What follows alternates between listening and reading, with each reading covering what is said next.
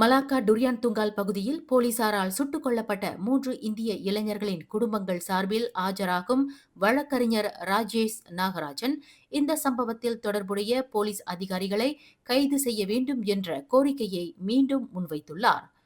இந்த வழக்கை குற்றவியல் சட்டம் 302வது பிரிவின் கீழ் கொலை வழக்காக சட்டத்துறை தலைவர் அலுவலகம் ஏஜிசி மறுவகைப்படுத்தியுள்ள நிலையில் கொலை குற்றங்களுக்கான முழுமையான சட்ட நடைமுறைகள் பின்பற்றப்பட வேண்டும் என்று வழக்கறிஞர் ராஜேஷ் நாகராஜன் வலியுறுத்தினார். இவ்வழக்கு கொலை என மாற்றப்பட்ட பின்னரும் சம்பந்தப்பட்ட எந்தவொரு போலீஸ் அதிகாரியும் இதுவரை கைது செய்யப்படவோ, தடுப்பு காவலில் வைக்கப்படவோ அல்லது பணி நீக்கம் செய்யப்படவோ இல்லை. அவர்கள் பணியிலிருந்து மட்டுமே விடுவிக்கப்பட்டுள்ளனர் என்று வழக்கறிஞர் ராஜேஷ் இன்று வெளியிட்டுள்ள ஒரு அறிக்கையில் குறிப்பிட்டுள்ளார்.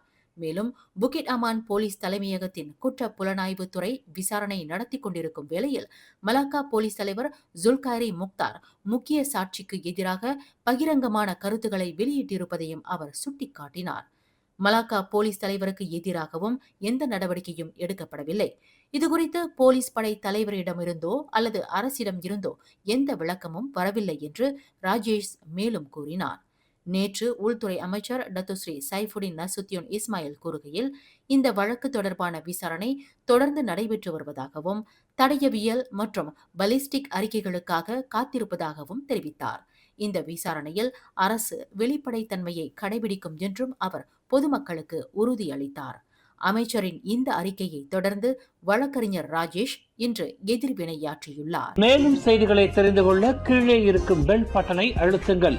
உங்கள் மகிழ்ச்சியை வெளிப்படுத்த லைக் மற்றும் ஷேர் செய்யுங்கள். தொடர்ந்து திசைகளோடு இணைந்திருக்க சப்ஸ்கிரைப் செய்யுங்கள்.